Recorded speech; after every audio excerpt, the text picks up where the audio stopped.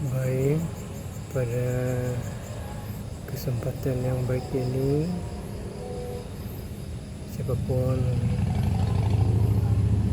yang menonton video ini, setiap orang berhak berkomentar, berhak memberi saran, dan berhak memberi masukan. Saya sedikit memberikan antusias yang dimana dalam beberapa tahun belakangan ini orang yang berpindah keyakinan banyak, orang yang keluar dari agamanya banyak. Akan tetapi saat ini saya berfokus pada mu'alaf, di mana mu'alaf pada kali ini syahadatnya melalui online. Oleh karena itu teman-teman, syahadat melalui online ini menurut saya tidak menganjurkan, karena kenikmatan dalam syahadatan itu kita tidak bisa boleh klaim, kita tidak boleh merubah setiap situasi, walaupun dalam keadaan darurat, walaupun dalam keadaan sengit, dan apapun keadaannya. Selalu kita menghormati setiap tindakan yang dilakukan oleh saudara kita yang mensyahadatkan orang melalui online, yang memaafkan orang melalui online. Tetapi menurut saya hal tersebut tidak ada sinkron atau tidak sinkron dengan keadaan sekarang, karena orang yang bersyahadat melalui online ini belum tentu benar-benar mempelajari, memahami, dan mengerti tentang ajaran yang dia pilih. Oleh sebab itu, kalau benar dia mu'alaf yang punya keikhlasan dan kesungguh-sungguhan, biarkanlah dia datang ke tempat si pendakwah, siapa yang dia pilih untuk mensyahadatkan dia, atau juga sebaliknya kepada para pengsahadat, silahkan pilih tempat di mana yang efisien, yang lebih layak, atau di rumah pun bisa ditempati seorang syahadat. Tetapi saya sarankan para persyahadat ini jangan mensyahadatkan orang melalui online, karena pertanggungjawaban kalian semua nanti berat, dan pertanggungjawaban syahadat lebih ringan. Kenapa? Karena dia tidak mengerti apa-apa, dia sembarangan berbuat apa, karena dia tidak mengerti. Sama seperti nanti mu'alaf yang kita ketahui dulunya, yang dimana karena belum belajar bahwa di waktu korban dia membawa seekor babi untuk berkorban. Nah, bayangkan teman-teman, itu pun syahadatnya, mu'alafnya secara offline, cuma saja belum dia pelajari sesungguhnya itu keyakinan baru. Akan tetapi alangkah baiknya, alangkah indahnya syahadat itu dengan online. Saksikan di video ini orang syahadat lainnya. Terima kasih kalian semua. Terima kasih. Orang Batak ke gerejanya gereja Sunda. Gereja Sunda. Jadi kebaktiannya bahasa Sunda. Ada jam-jam tertentu memang pakai bahasa Sunda. Oke. Masih ingat nggak? Akulah jalan dan kebenaran dan itu bahasa Sundanya apa? Nggak tahu Oh, nggak tahu ya? bahasa Inggris nggak tahu. I'm the way, the truth ya. Iya, gitu. bahasa Sundanya malah nggak tahu. Tahu. Dari kecil gereja Pasundan. Dari kecil ya, sekolah minggu di situ juga. Oke, sampai Sampai kira-kira SMA ya.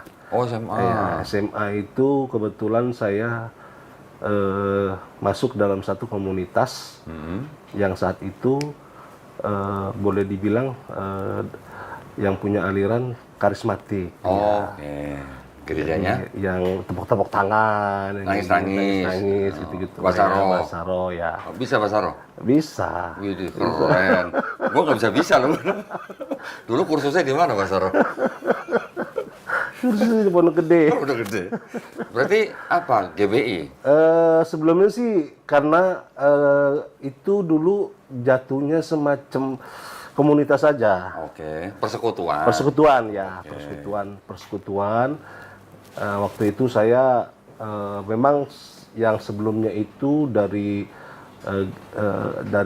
denominasi gereja tradisional ya, yang terbiasa dengan liturgi, tiba-tiba memang mendapatkan sesuatu yang baru, ya, sesuatu yang baru dari ditata cara ibadah juga yang baru dengan tepuk-tepuk tangan, kita pakai musik, ya, Joget-joget. nah, ya seperti itulah ya.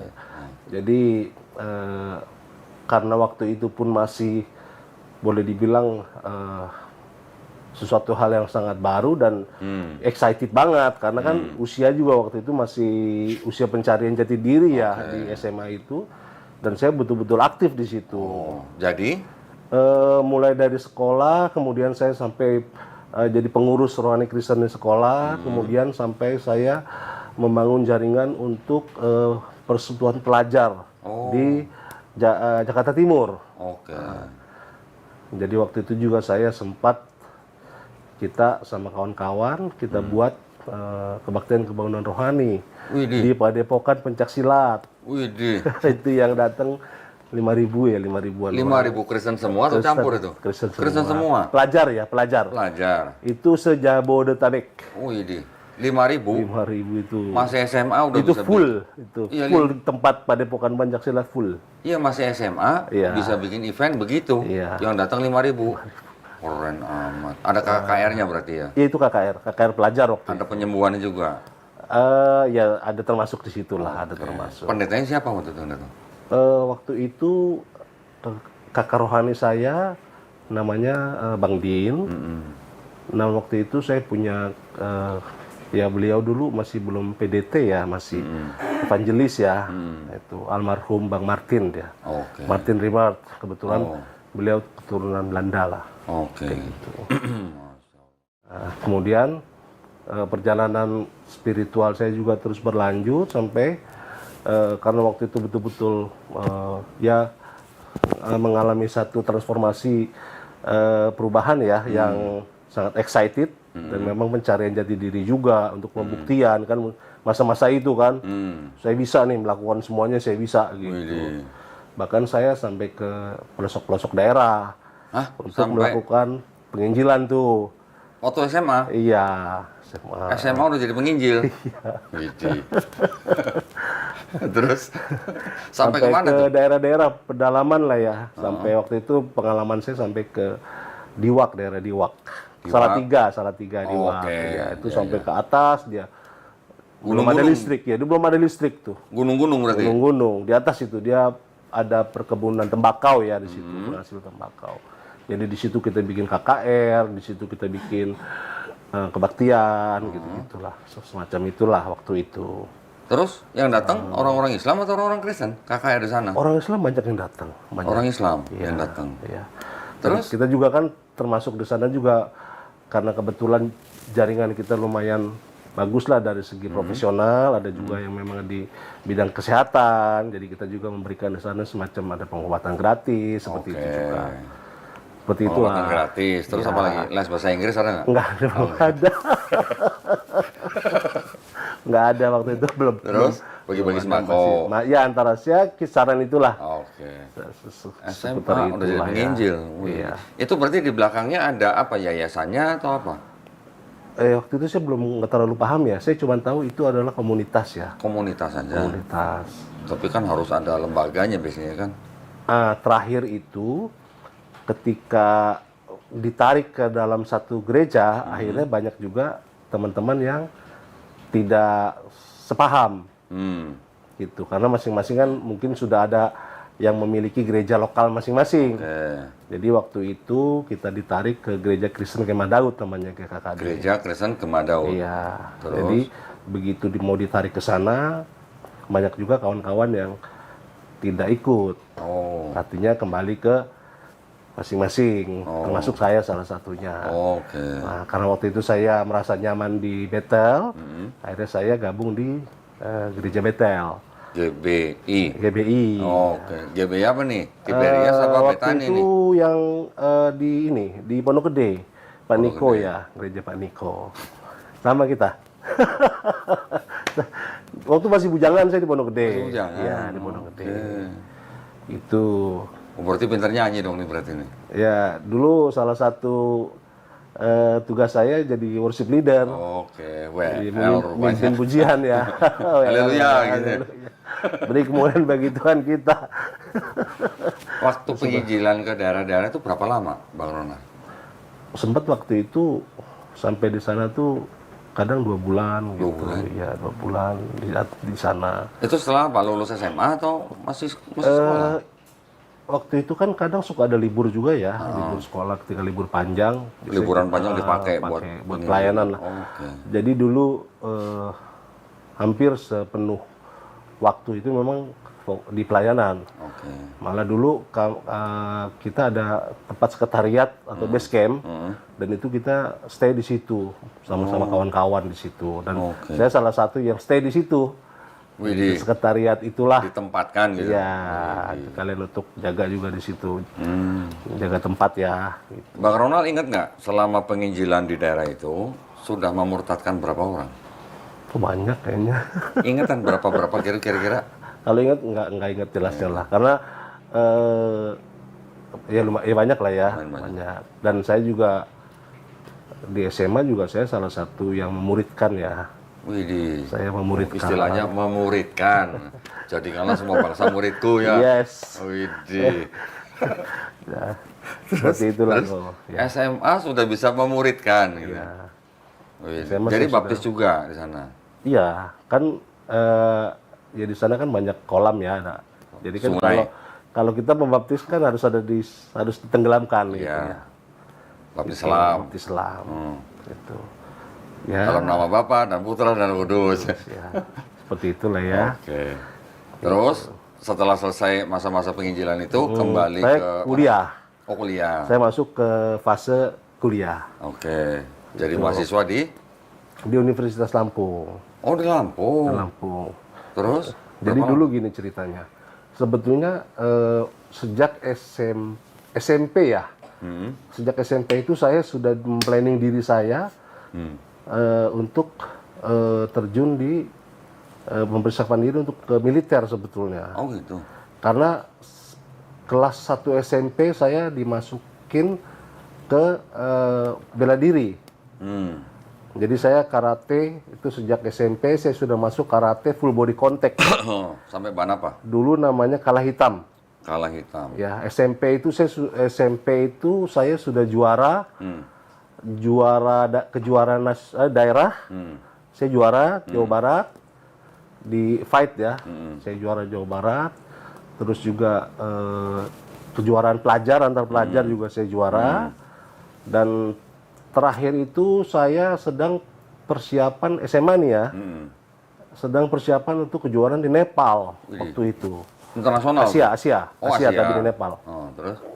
Nah, setiba-tiba saya masuk dalam satu komunitas itu dan semuanya saya tinggalkan. Oh, gitu. Nah, padahal waktu itu saya sudah dapat semacam surat rekomendasi ya dari waktu itu ketua Forki masih di jabat Pak Hayono Isman waktu itu, Kopassus. Karena saya juga prestasi, fisik saya juga oke, ya secara nilai juga saya bagus, itu. Tapi ya setiba-tiba karena itulah ya bicara doktrin ya, jadi semuanya bisa saya tinggalkan waktu itu. Terakhir ban apa itu jadi? Sabuk hitam dan satu, Sabuk hitam. Jadi ban hitam. ban hitam dan satu. Saya terakhir ban radial. Goodyear dan satu terakhir. SMA sudah berprestasi, kegiatan olahraganya ditinggalin untuk penginjilan. Niat banget ya ceritanya. Asik. Terus setelah penginjilan selesai, kuliah di Unila. Unila. Di sana juga banyak penginjilan Itu pun ya? sama, ya, sampai ke daerah Simpang Penawar, SP6A sana tuh jauh dia tuh. Oke. Penginjilan juga? Iya sama di situ. Ya karena memang sudah terbentuk ya, gitu. Komunitasnya mah di mana-mana itu berarti ada ya? Ada, gitu. Komunitasnya apa kalau boleh tahu? Enak kasih disebutin ya. Kalau nggak mau disebutin nggak apa-apa. Tapi tadi udah ngomong semua. Nggak usah sebutin ya apa-apa. Cuman ya ini buat pelajaran aja buat kita semua ya. Tapi terus setelah kuliah selesai nikah. Habis itu ya masuk fase kerja dulu. Kerja dulu. Karena langsung nikah. Kerja dulu, saya masuk di Astra. Oh iya di Astra Daihatsu ya. Cukup lama di sana. Kemudian saya nikah. Itu Astra Daihatsu di pabrik atau di showroom? Di showroom, di Oh, dealernya, showroom. di sales ya, sales. Astra Daihatsu Sales Operation DSO Oke. di cabang Cibubur. Saya dari 2006 sampai 2014. Wih lama juga ya. Hampir 8 tahun ya. lah. Hampir 10 tahun ya. Iya. 8 tahun ya. 8 tahunan. Terus Dari situ saya nikah pun waktu di Astra. oke. Anak-anak pun lahir anak Astra. Jadi yang Oke. lahir hanya bawa badan aja. Oke. Waktu itu ya, waktu itu. waktu itu. Tapi sekarang kan katanya sih udah nggak seperti itu lagi. Oke. Astra sudah banyak berubah sejak Undang-Undang MD3 berlaku ya. Apa tuh? MD? Ya outsourcing dia jadi. Oke. Kalau dulu saya masih full di cover oleh Astra mengenai kesehatan, termasuk biaya lahiran anak, semuanya di cover. Ya. Gitu. Nah, Istri orang mana? istri saya mantan dong, mantan. Oh, mantan. Oke. Ya. Mantan saya dari papanya dari Melayu Delhi, mamanya dari Binjai. Binjai. Orang Binjai. Cina Medan. Oh, Cina Medan. Cina Medan. Bukan Bintara Jaya, Hokian. bukan Bintara Jaya bukan ya? Bukan. Bintara Jaya Binjai. Binjai Medan. Iya, Binjai Medan. Oke. Cuman papa mertua itu Melayu Delhi. Oke. Melayu Delhi. Jadi sebetulnya mantan istri saya dulunya dari Muslim. Oke. Menikah dengan saya, ikut saya Masuk Kristen. masuk Kristen. Diinjilin. Injili, Oh, iya. ya kan. Karena Namanya juga penginjil ya. Asik. Susah nggak dulu waktu nginjilin istri itu? enggak juga sih. Nggak lama terlalu, ya? Iya, karena kan kita udah experience. Udah expert. oke. Expert. Pro. Kelasnya pro. Udah nggak usah dibahas ya. Itu nggak usah dibahas ya. Iya, jadi Oke, seperti nikah. itulah kisahnya. Ya terus. Seiring waktu berjalan, di tahun 2014 saya memutuskan untuk keluar dari Astra. Karena saya merasa sudah cukup modal, sudah cukup jaringan, sudah cukup pengalaman untuk saya memulai karir di wirausaha. Oke. Nah, mulailah saya bangun dealer mobil bekas saya. Namanya itu Zigen Motor. Oke. Nah, Zigen itu sebetulnya nama anak saya, Oh. Ziva dan Genza. Nah, singkatannya Zigen. Ya. Nah, Zigen Motor waktu itu berjalan baik, bagus. Mobil second. Mobil second itu, dan saya juga kita bisa punya aset. Ya, saya tinggal di klaster Ebony di Medland Transyogi. Di situ saya jadi Pak RT. Widih. Ya, kalau dari segi keyakinan saya sebelumnya, ya saya menjalaninya dengan baik. Oke. Termasuk ketika saya jadi Pak RT pun di klaster saya, ketika warga-warga yang Kristen dan Katolik ya, mau adakan kebaktian pasti di rumah, Oke. di tempat saya Ya, pasti. Nah, dan waktu itu malah ketika warga yang dari Muslim ingin mendirikan musola, itu saya salah satu yang menentang di situ. Wih. Dengan berbagai macam alasan lah ya. Oke. Karena saya merasa punya power waktu itu ya kan, sebagai Pak RT. Pak RT. Gitu. Terus? Jadi Tapi ngomong-ngomong, waktu selama itu berkarir, usaha, itu perpuluhan lancar. lancar. Lancar. Per bulan saya lancar. Oke. Karena kebetulan memang semuanya dipegang istri ya. Oke. Jadi memang dia laporan. Kadang pernah juga sampai ya lumayan fantastis lah. Nggak pernah ditelepon pendeta, lo Bang Ronald sehat gitu belum ya? Sebenarnya saya nggak terlalu mengharapkan itu sih Ya. ya. Enggak, saya waktu itu pernah telat gitu. perpuluhan sekali. Diingetin. Langsung ditelepon, Pak. Iya, kalau ini sehat gitu. Terus? Tapi enggak lah, nggak sampai seperti itu. Iya. Oh, berarti dulu waktu di gereja, setiap bulan nama Bang Ronald terpampang nomor 1 dong? Kan kita di Betel. Iya, di Betel kan gitu. Saya juga dulu gitu. Nggak ada sih, nggak ada reportnya justru. Oh, kan dulu saya di GBI. Kita nggak ada setiap- reportnya. Setiap bulan dipampang papan tulis nama A perpuluhan berapa, B perpuluhan berapa, C berapa gitu. Saya Dipampang. nggak ada itu sih. Saksikan di video ini mengenai syahadat lainnya. Pasti kalian semua akan terima kasih.